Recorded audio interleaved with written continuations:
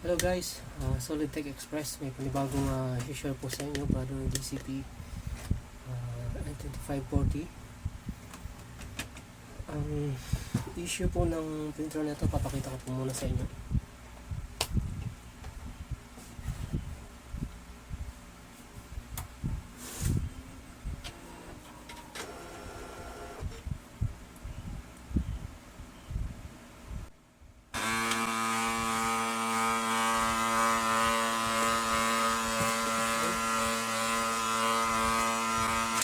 Nag-iingay po siya.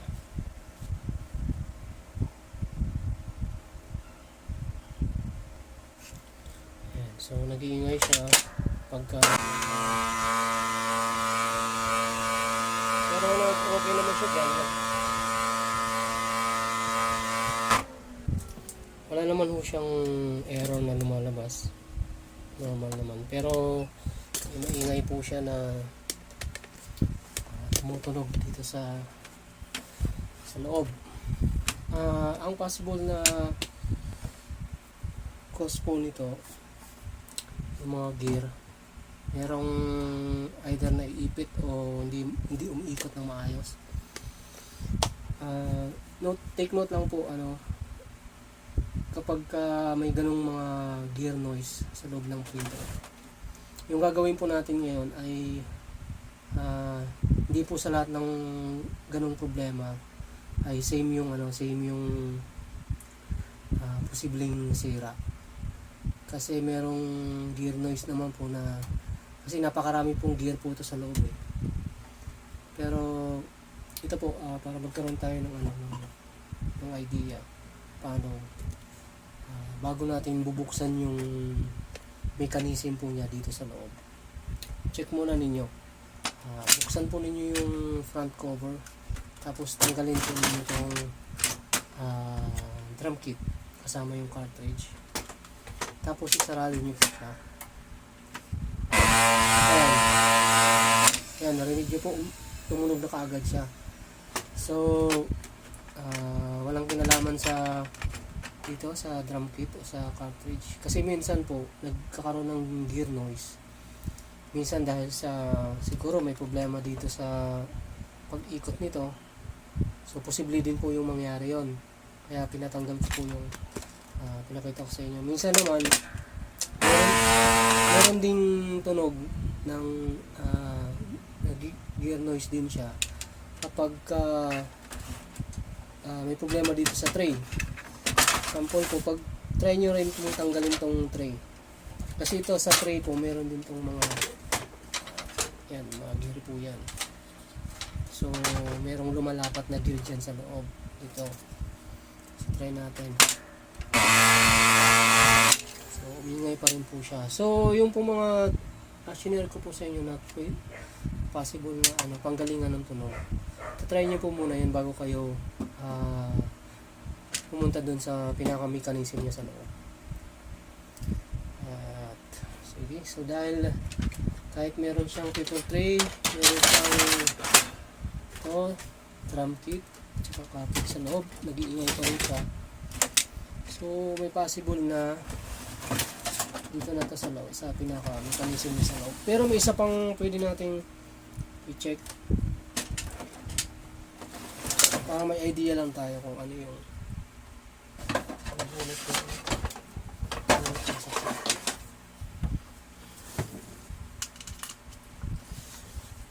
dito sa likod naman.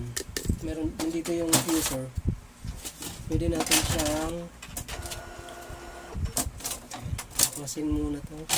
Huwag na natin tatanggalin yung pinaka-diffuser nya. Dito lang tayo.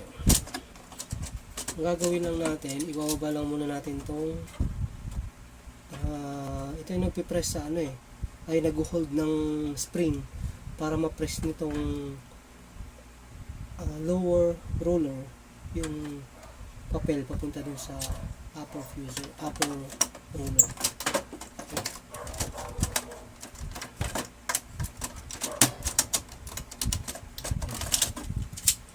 Ngayon i-open natin siya. Kaya lang pag in-open natin siya na hindi masasense ng printer yung itong Ito kasi yung sensor ng ano eh, ng back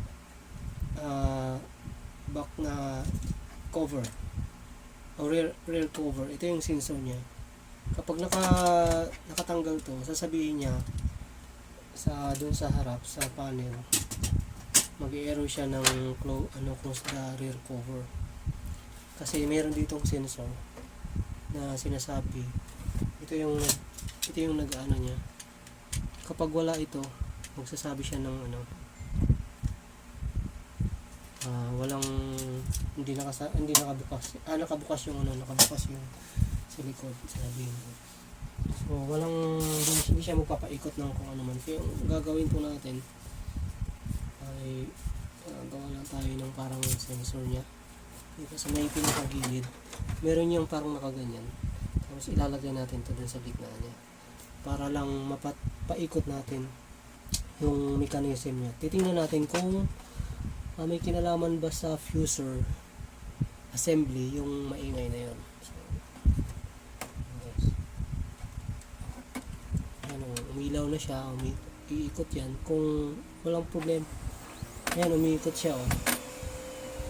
Umikot yung na walang ingay, umikot ng walang ingay. Okay? So, itatry natin ibabalik tong kapag mayroong pressure o kasi pagka nakaganto kasi to, medyo madaling ikutin yung mga roller. Kung may pressure dyan, may ipit niya, medyo matigas po yan. So, try natin ulit po lagay natin to, tapos open natin yung front cover dito sa front, tapos ibalik para mapaikot natin ulit yung mechanism niya. Okay. So ngayon meron na tayong idea na ang gear na umiingay may kinalaman po siya dito sa fuser assembly. So may possibility na yung fuser niya pero umiikot naman ang fuser niya. Yan, umiikot naman siya. Pagka dahan-dahan lang ay walang pressure dito, nakaangat, nakababa pala. Umiikot naman siya. Tingnan niyo po. Babalik natin tong ginawa natin ng pangtapal sa sensor, itong lagay.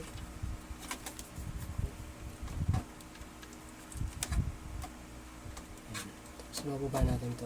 Ngayon isasarado natin yung sa front cover. Ayan, pag nakababa siya, pag wala kasing pressure yan hindi masyado mabigat ipaikutin yan, kaya okay lang siya, napapaikot niya. So pero para sa akin to, ang may problema nito dito sa mechanism niya sa likod, dito sa may gilid, yun yung titingnan natin kung anong nangyayari doon. So magbabaklas po tayo ng buong ano niya. Okay. So timer natin to.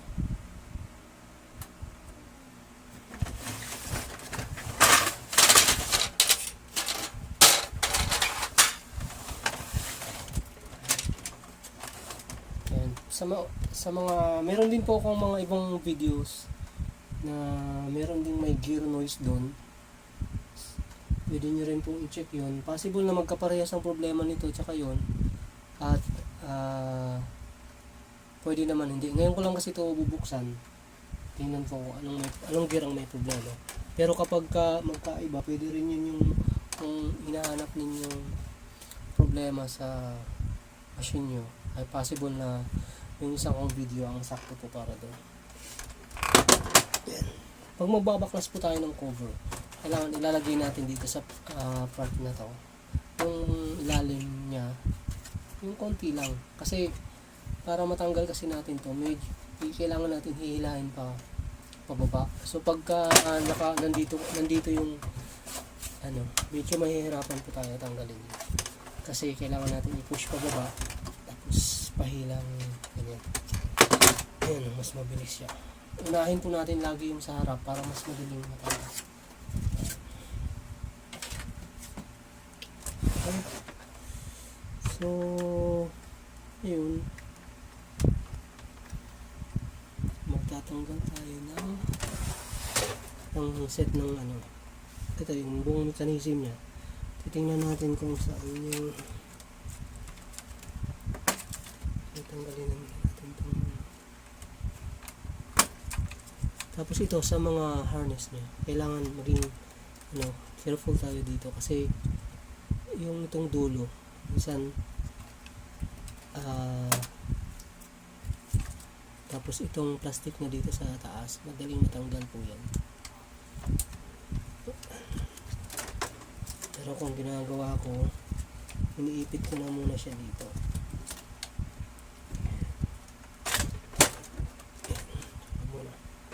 Para hindi siya nagagalaw dito habang ginagawa. Okay, ito nakita ko na yung isa niyang problema. Nakita ko na po yung problema niya. Ito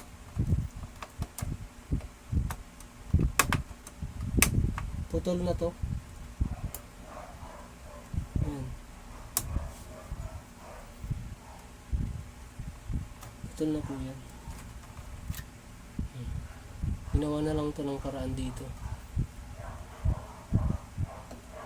Okay.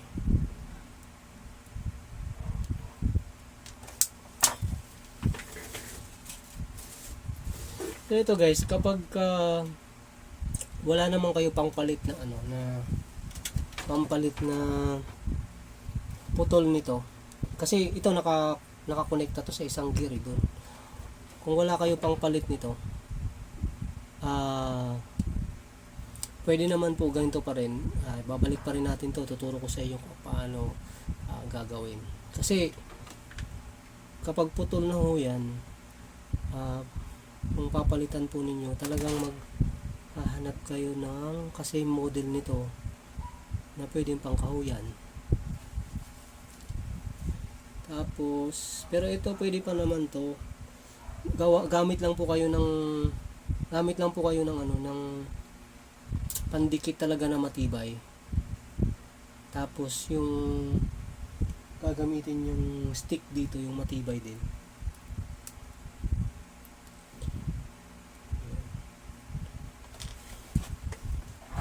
Ako ang ginagamit ko na pangdikit ito, nabili ko lang to sa sa online. Tapos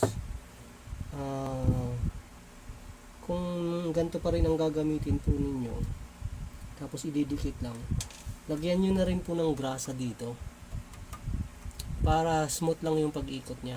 Kasi na lang to remedyo na lang. Maliban na lang kung bumili kayo ng ng bago na gear para dito. So, ayan guys. Magbabaklas tayo. Kasi babalik natin yung putol na yun. Sa mga first timer lang din po na magbabaklas ng machine, pwede nyo picturean muna siya para alam po ninyo, may reference kayo pag binabalik nyo. Kasi itong mga gear kapag medyo ng beses nyo lang gawin, baka malito kayo, picturean nyo na muna. Tapos pag magbabaklas kayo ng mechanism niya, ang position po ng machine kapag ganito po, para hindi po nagsisipaglaglagan yung yung pag tinanggal nyo kasi ito na cover ng mga gear, maglalaglagan yan. Pero ako medyo sanay naman ako at kabisado ko na tong mga gear dito, yung mga position niya, kaya ganito na lang kasi para makita naman sa sa camera. Okay, so babaklas tayo nito.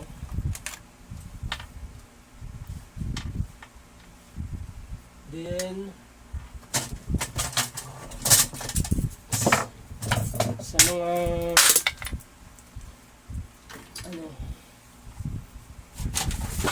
first time o magdi-DIY ng kanilang printer sa ganitong issue, gamit po kayo ng may mga magnet kayo dyan galing sa mga lumang speaker, kunin po ninyo para magamit ninyo, kasi para yung mga tornilyo dito nawawala. Pagbalik po ninyo kompleto pa rin. Meron kasing mga nanonood sa YouTube, ginagaya, tapos pag binabalik na nila hindi na nila alam kung kumbaga yung pagkakalagay ng mga tornilyo malibaliktad na. So ang pinakamagandang nun, picturean nyo muna yung yan, pagka ganito natanggalin na to, picturean nyo yan. Tapos kung natanggal nyo to, picturean nyo. Yan po sa mga first timer lang na magbabaklas nito. Sa iba naman na talagang marunong na rin sa sa printer pagbaklas. Kasi pag sanay ka sa pagbubaklas ng mga machine, minsan din na mahirap sa'yo na pag binabalik, kahit na mga unang beses mo palang binubuksan yung machine, madali na para sa iyo kasi sanay ka na.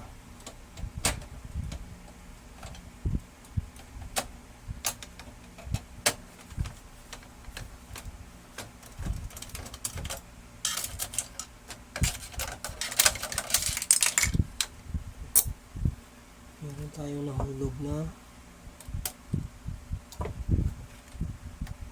tornilyo sa loob. Tapos to tatanggalin muna natin itong mga motor na to. AC motor.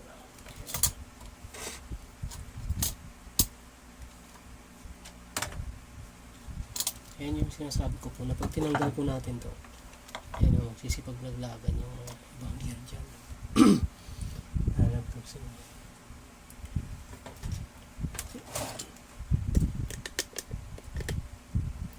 Tapos ayan, ito na po yun yung gear na naputol.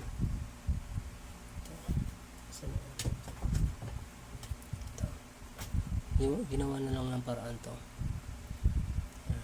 Dito yan dapat sa loob. Ayan. So ngayon medyo maiksi kasi ang nilagay na mas maganda hanggang dito sa dulo para hindi kaagad siya nabubunot. Hanap ako ng pwedeng pampalit dyan.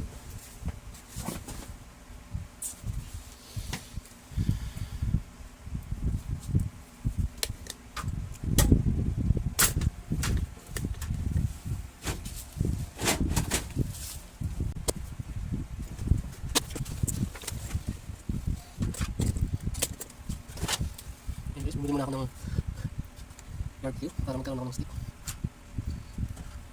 Tapos pwede nyo gamitin yung mga sa mga barbecue stick. Matitibay siya. Ito gagawin po natin to temporary lang naman. Pagka meron na kayo makuhang pampalit nito, ito, pampalit, para sigurado na po kayo. Pero pag ilalagay nyo po yung ganito ay matibay tsaka yung pandikit nyo, mamatagalan na rin ho yun.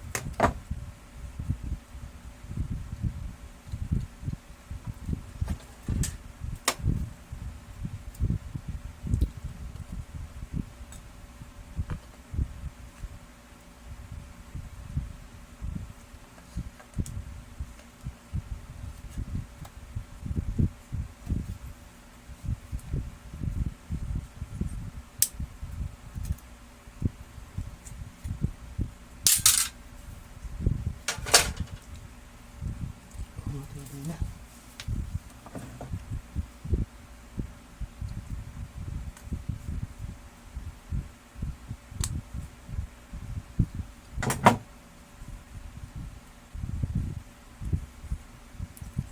Yan lang guys.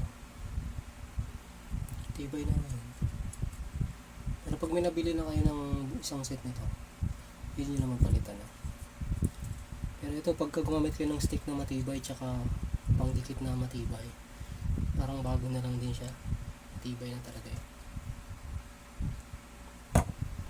Tapos, para sigurado kayo, excuse, lagyan nyo na rin ng pampadulas tong ito, yung part na to, yung pinag-aanohan niya. Ito kasi siya umiikot. Yan, siyempre pagka medyo mahirapan siya umikot yan, possible na sira ulit.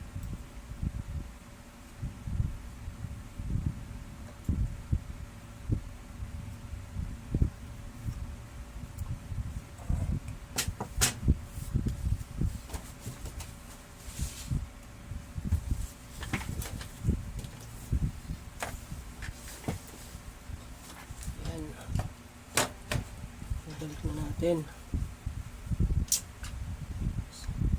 Yun guys, pagka natanggal nyo yung yung cover nito, mga gear, picturean nyo rin yung mga gear dyan, position, para pagka tanggal man siya, may reference kayo.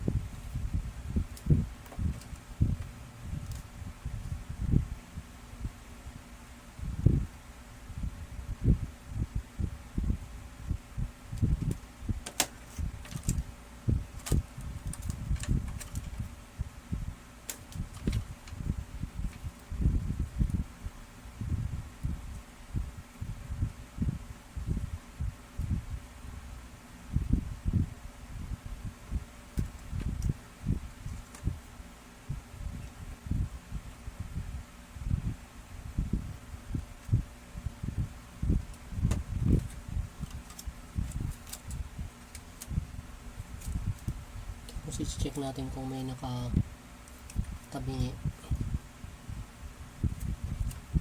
bago natin ipasok.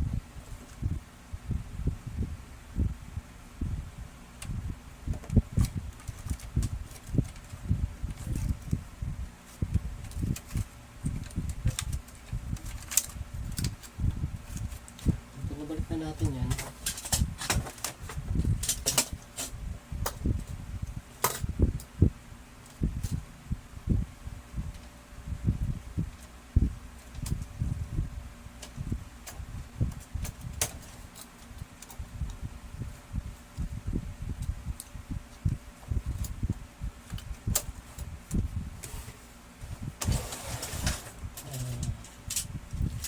try muna natin siya pa kung walang lalabas na air, kasi po possible na magkaroon ng problema dito sa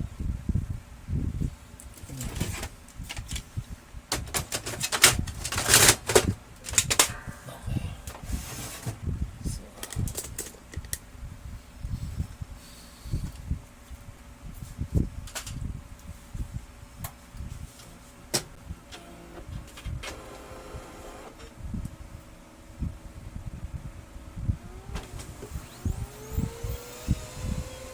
yan, maayos na yung ano niya, yung takbo ng mga gear, wala nang tunog, tapos wala naman siyang error. Yan, nag normal na siya. So ayan, kaya muna natin siya, saka natin babalik yung mga cover.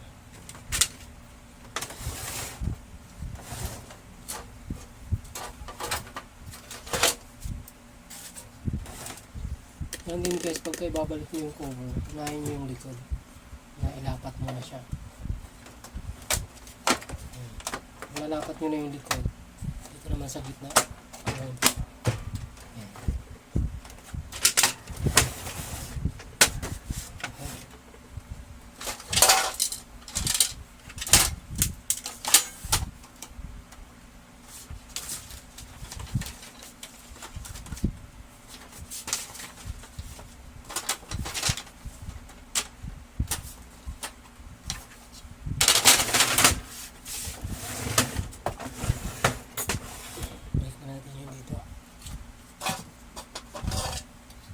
So, yun nga, dun lang din yung problema niya.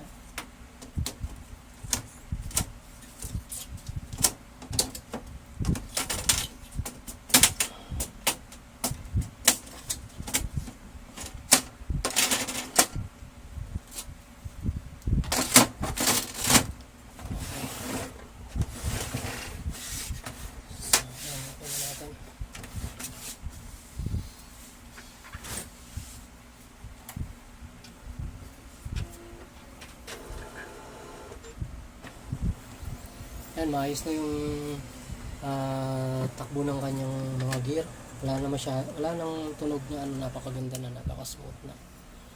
So mag-sample po tayo.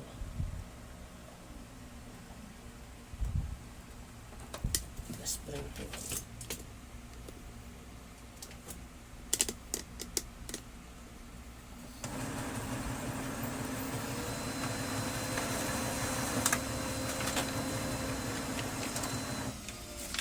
Yun. Oops. Wala siyang sulat. Okay, isa pa. Pero okay na yung pagkain niya ng papel. Saka wala nang ingay. Meron lang siyang ibang issue.